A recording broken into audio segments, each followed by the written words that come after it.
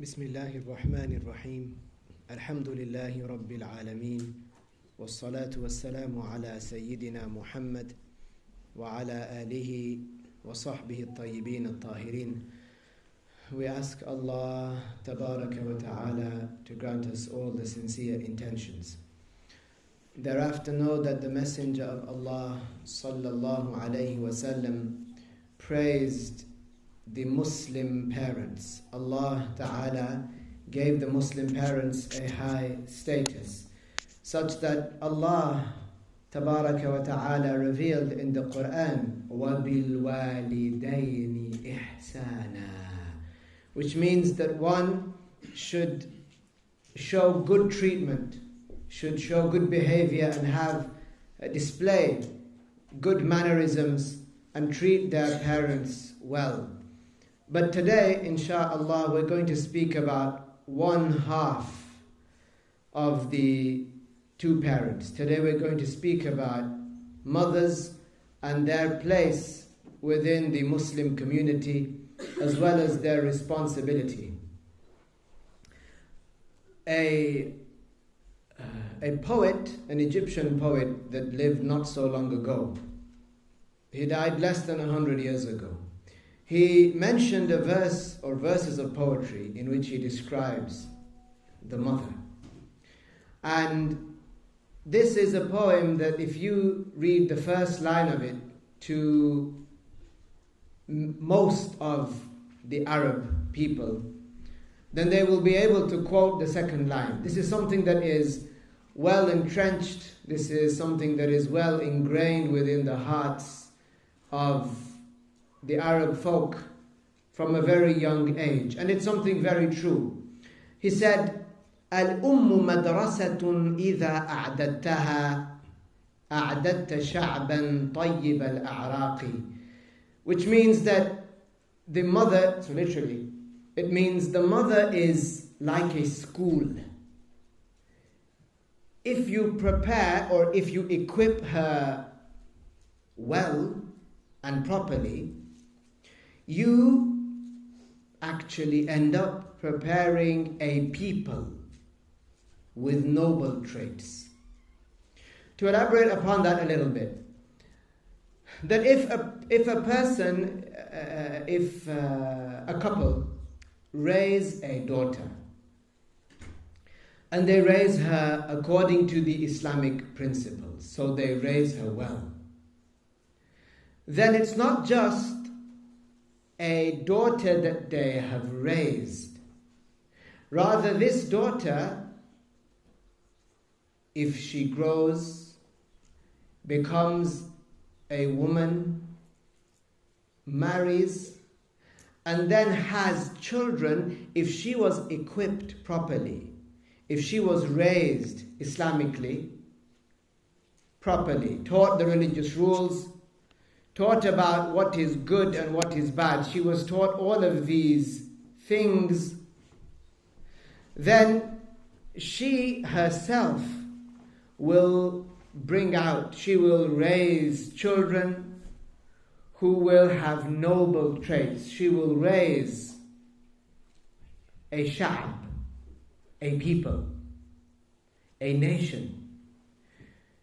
This human being that comes out from her, she will raise this child or raise these children, and they will, insha'Allah, have a positive effect on the Islamic community. Unfortunately, in many societies, there is a negligence and a belittlement of the mother. In some societies, this is the case. The rearing of a child by the mother, it is like an innate curriculum that she has, if she's given the correct tools. So it doesn't start, motherhood for her doesn't start when the child is born. Rather, it is based upon, like I said, the tools that she is equipped with. So it's the responsibility of her parents the way that they treat her, the way that they teach her. It's their responsibility. There are many important factors that influence her behavior and her personality. Like some of the scholars mentioned, the child is like dough, easily influenced. Even the slightest blow may affect the shape of the dough. And like that, the mother would be considered like the baker, the initial baker, the one that shapes the dough, the one that makes it really hard or makes it really soft. However she wishes. Whatever she has, that is what she will impart onto the, let's say, the dough or the child. So when a mother's nurturing, which all mothers, they have this innate want to nurture. When this innate nurturing is coupled with the correct religious knowledge, then in this there is a great prospect for a pious child. Which tells us that actually the high level of emotion by itself, it is not sufficient to build or to produce a daughter that is going to be pious. So every mother should realize the impact of every action of hers upon her child's make-up, if you will, emotional make-up, and likewise the future of this child. The Prophet alayhi salatu wassalam, he taught us that a child, through the rules that were revealed to him, that a child is raised, or rather that the raising of the child, it is affected by things very, very, very early on. You think about this daughter or this son that is going to be a father, that has been raised in a particular way. That will have an effect on the child. The Muslim physicians who have learned the orthodox medicine, not the Western medicine, the orthodox medicine, they would tell you that the child is affected even by the two fluids. That the fluid of the mother, the sexual fluid of the mother, has a particular nature. Hot, cold, wet, dry. And that can also result in certain characteristics, certain innate, let's say, inclinations. The mother and the father. So when these two come together, and the 40 days pass, and then the 40 days pass, and then the 40 days pass, that fetus that now will have the soul injected into it, this is affected by certain things. The type of food that they used to eat, if it was haram, during, for example, let's say, the pregnancy, or if the mother was eating haram, and then the milk that she produced was from that which was haram, this would affect the child. So this starts before even raising the child. So a mother should understand this. A man who wants to marry and wants to have children should understand this very, very well. That a person needs to fix themselves first before thinking about this matter.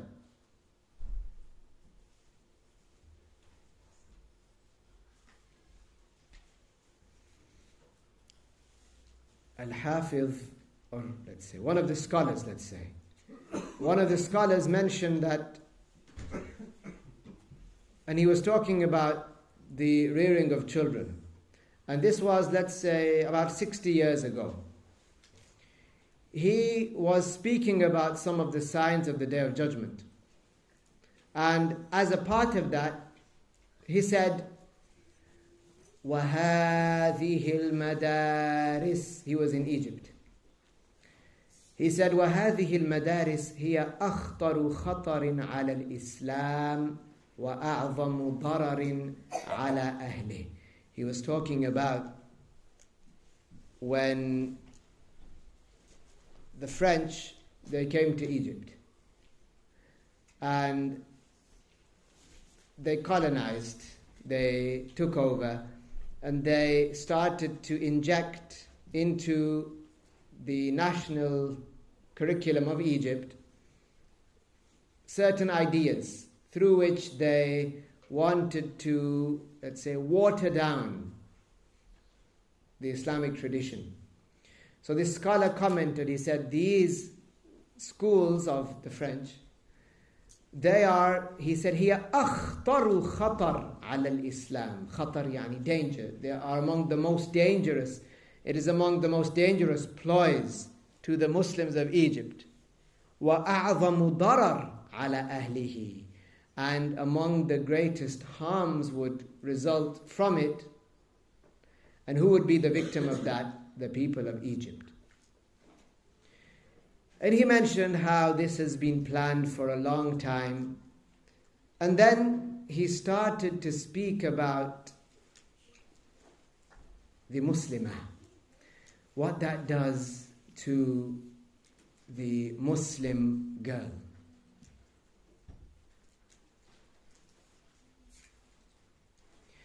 He said,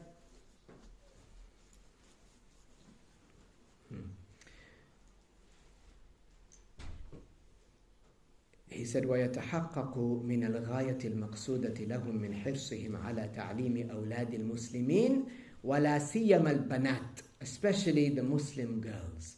فقد صرحوا, he said in his time, that they had, French, they had explicitly mentioned, he said, لعنهم الله, بأن البنت المسلمة, that the Muslim girl in those times, in this rich Islamic traditional, let's say, country which was Egypt, where the adhan is everywhere, the masajid are everywhere, there is speak of the awliya, of Ahlul Bayt, the family of the Prophet alayhi salatu wasalam. The Islamic practices were deeply, let's say, rooted there.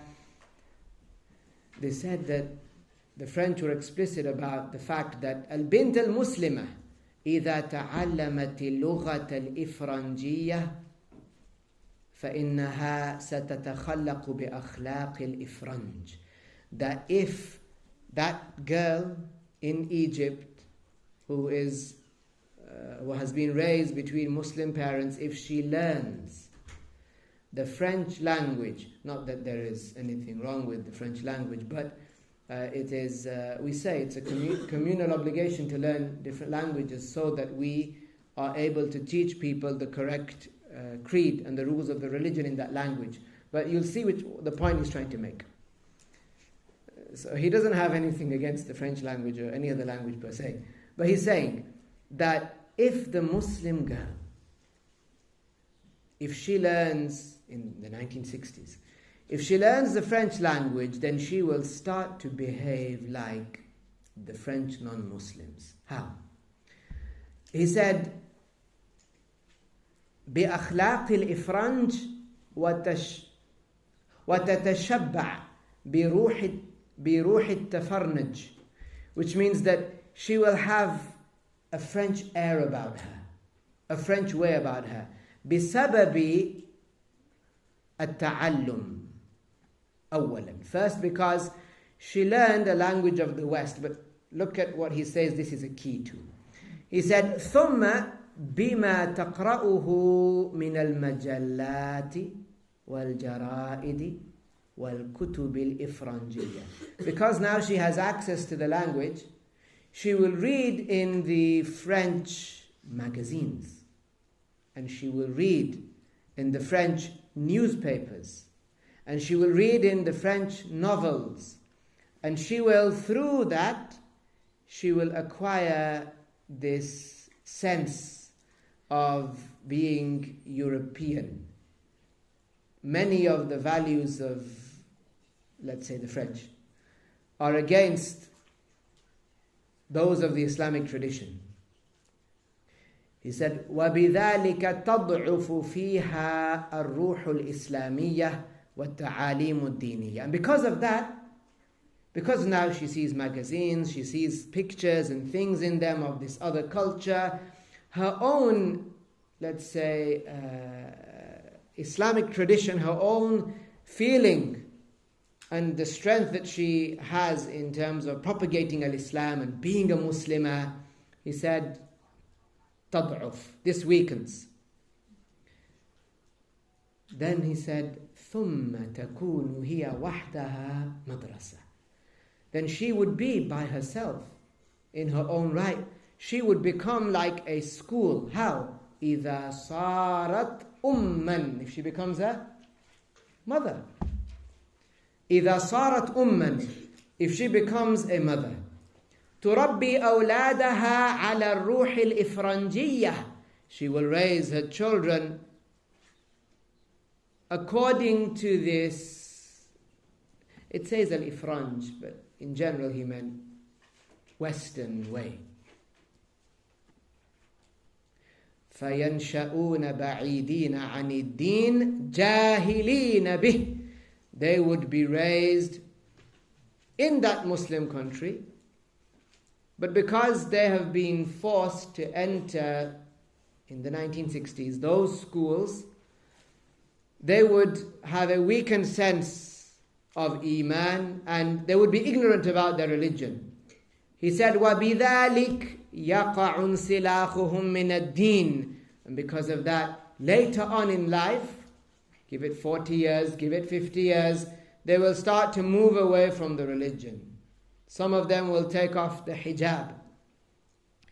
Some of them will want to marry someone who they Islamically cannot marry, because the Muslim woman, she marries the Muslim man.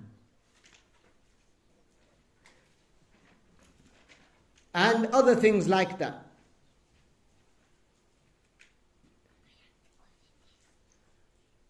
He said, قَدْ جَاءَتْهُمُ الْمَدَارِسِ بِالنَّتِيجَةِ الْمَرْغُوبِ لَهُمْ. That these schools in the 60s gave them the desired result, the result that they wanted. So this gives you a very clear indication of the importance of a mother, a Muslim mother, within the community and within the society. She is considered the first teacher of the child, regardless of however much the father loves the child. Usually it is the case that he would be the breadwinner. Usually he would stay for long periods of time outside the house. And it is she that prepares this child.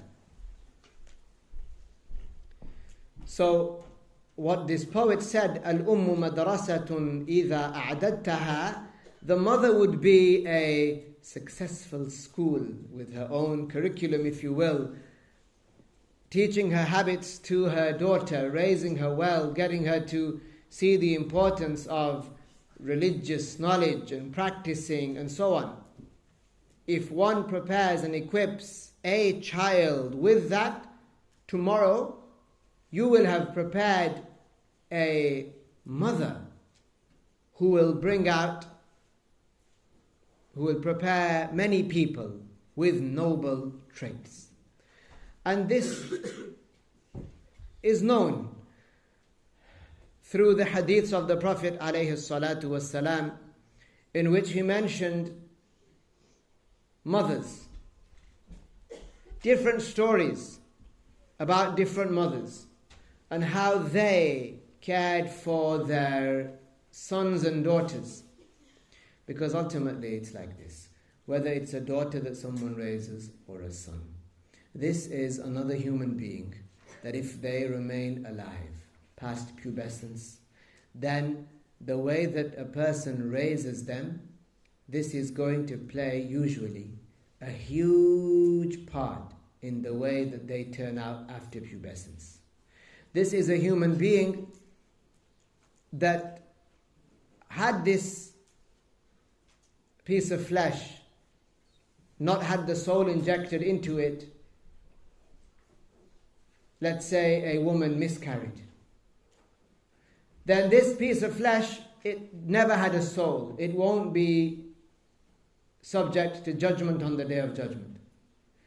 But a child now also, right, a child who dies before pubescence, likewise, they will not be subject to judgment on the Day of Judgment. As for someone who is brought into this world by a couple, and this child now surpasses, goes beyond pubescence, then what happens? This is a person who they brought into the world that will have to stand on the Day of Judgment, and they will be held to account. That responsibility, thinking about that on its own, that should emphasize even further the responsibility that has been cast upon the shoulders of parents. So the parents, they should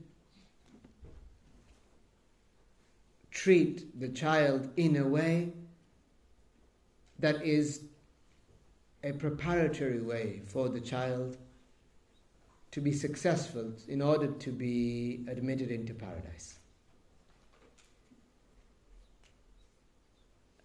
The scholars mention that one of the means, one of the causes of a person going to paradise, or for a child to be well behaved, to have good manners, one of the causes of that is that they had a good upbringing, a good Islamic upbringing.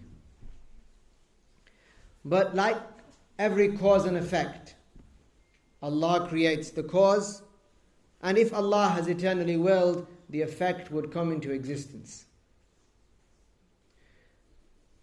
Allah created fire, and if Allah eternally wills, that fire would burn, cause effect. Allah created water, and if Allah willed and a person drank some of this water, it would quench, because Allah created the attribute of quenching. But it sometimes is the case, and we know that through the hadiths, Ibrahim alayhi salam, when he was cast into the fire didn't burn him because Allah didn't eternally will to create the attribute of burning within the fire. Likewise, one of the companions, the Prophet alayhi salatu wasalam, said about him, "Ma ashba' Allahu batnah." The Prophet made dua against him that he will not be satisfied, his stomach will not be satisfied. So he used to eat and eat and eat and still feel hungry. Like that, a reassurance to some parents, to many parents, who may feel that their children, for want of a better word, have gone off the rails a little bit, is that if they provided them with the correct Islamic education, if they followed the advice properly of the Prophet alayhi salatu wasalam, then even then, this matter is with Allah. It might be that you ticked all the boxes, but Allah did not eternally will for the desired effect to occur. So each and every one of us takes by the means that Allah created, and then after that we leave it to Allah.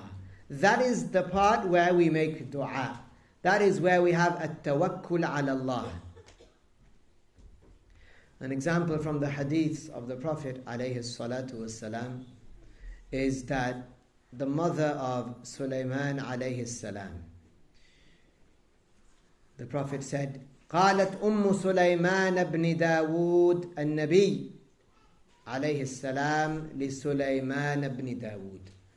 The mother of Sulaiman, the son of Dawood alayhim as-salam, she said to Prophet Sulaiman, Ya bunay, لا تكثر النوم بالليل. O son, do not sleep for a long time in the night. فإن كثرة النوم تدع الرجل فقيرا يوم القيامة. Sleeping for lengthy periods of time in the night leaves a person poor, destitute, penniless, almost, on the Day of Judgment. It means that a person would have missed out on doing a lot of good.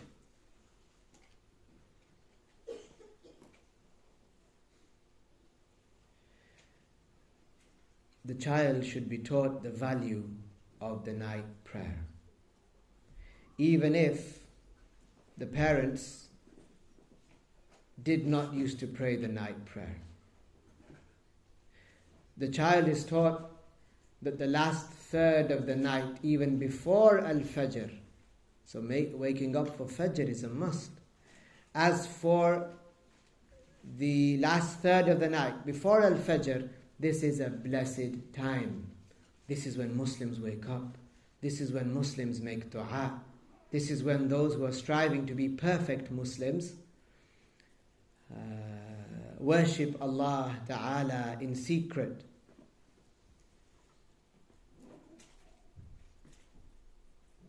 The Prophet alayhi salatu wasalam said, "Alaykum bi salatil layl."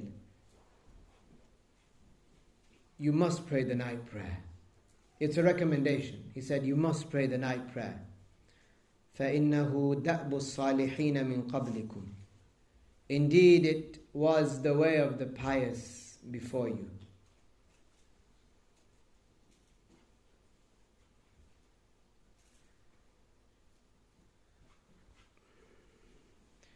Yes, a child needs sleep. This is true. Yes, an older person needs sleep also.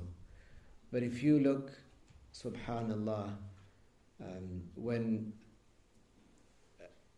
we were younger, I can imagine that most of us, our parents would wake us up for a sahur.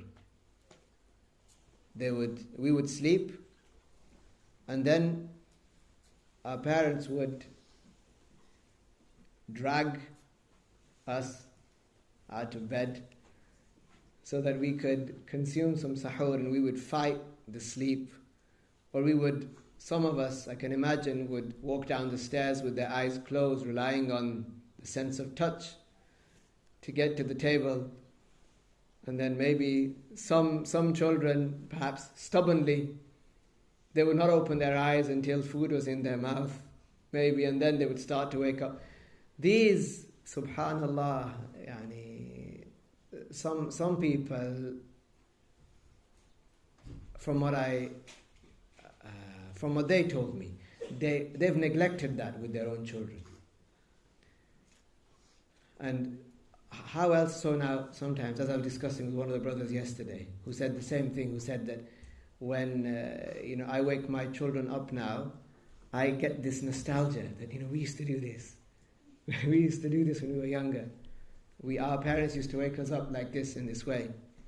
And that, the brother was saying, this taught us the importance of the sahur meal, and that it's blessed. Yes, perhaps the children will wake up in the morning, they've had an hour's less than normal, an hour's less sleep, and they're a bit groggy in the morning. MashaAllah, who can? They might be a little groggy in the morning, and they might be a little grumpy in the morning, but in the end they get to school. These days, of course, these nights that pass, they don't come back. They don't come back. So, this mother of a prophet, she was the mother of a prophet. She said to Sulaiman, not that he was sleeping a lot, but an advice like the Prophet would advise us, alayhi salatu wassalam. She said, يا بني لا تكثر, don't do تكثر, يعني don't do كثير, don't do it a lot. لا تكثر النوم, sleep, don't do a lot of sleep in the night. فإن كثرة النوم, because a lot of sleep, تدع الرجل فقيرا يوم القيامة. The person will have little good deeds. Remember how we were talking about the permissible deeds that you can turn into worships with good intentions? And how many of those a person would miss out on because they didn't make the correct intention. That's probably the most of the things that they would miss out on. Yeah, the obligations are a certain amount. The haram is a certain amount. The rest of the day is permissible matters. So how many a permissible matter a person would have neglected? Then another example is, so she was a mother who knew good for her children. Even though she would be putting her child through some agitation.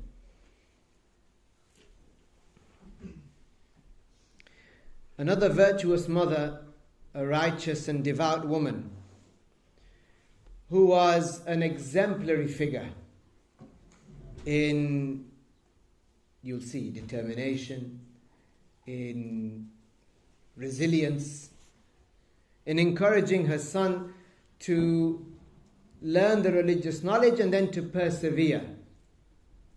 So she was, in the nation of Prophet Muhammad alayhi salatu wasalam, she is known. She is known for her sacrifice and for her selflessness. She by herself endured many hardships. She was the noble lady known as Safiya bint Maymuna bint Abdul Malik bin Shayban. Do you know who that is? Safiya bint Maymuna. Safiya bint Maymuna, you'll see. Her husband, whose name was Muhammad ibn Hanbal. Now there's a clue. There you go. Her husband was Muhammad ibn Hanbal. He passed away in his 30s. And she was in her 20s at the time. She had conceived. And she had a child. They named the child Ahmad. Ahmad. During this period, it was customary for a woman to marry again.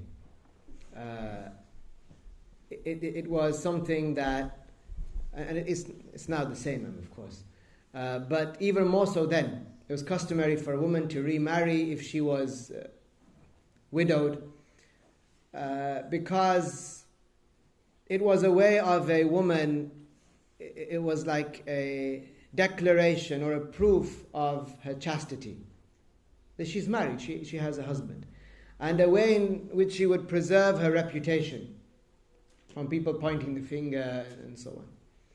But Safiya, she defied this custom.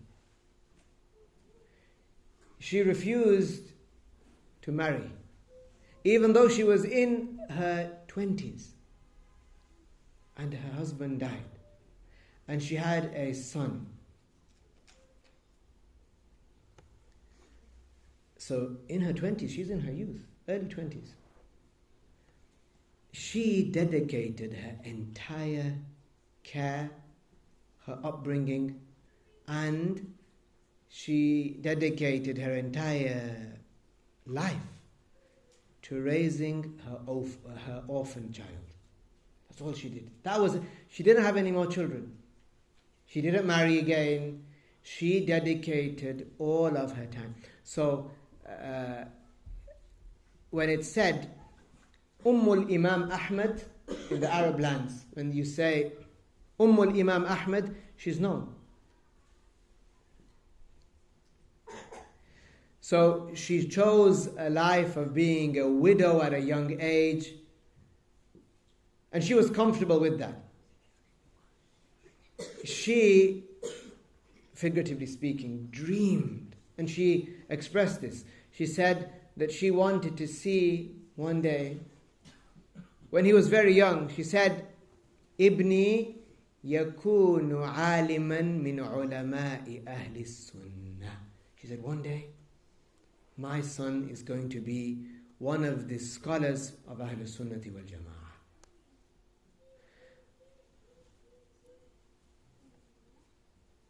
During his early years, she encouraged him to worship and to seek knowledge. She used to take him to the masjid before Al-Fajr to learn with some of his teachers. Al-Imam Ahmad radiyallahu anhu, this mujtahid scholar, said, my mother used to dress me after waking me up and save water for me, perhaps rainwater, before the dawn prayer. When I was around 10 years of age in Baghdad, and she would sometimes warm the water up for me because it was cold and I was a child, and she didn't want me to be repelled by the cold water, so she would warm me up for me slightly. Go on, son, make wudu. Make wudu. I'm going to take you to the masjid before Fajr, which is what, like now, you could say around 3 a.m. Then she would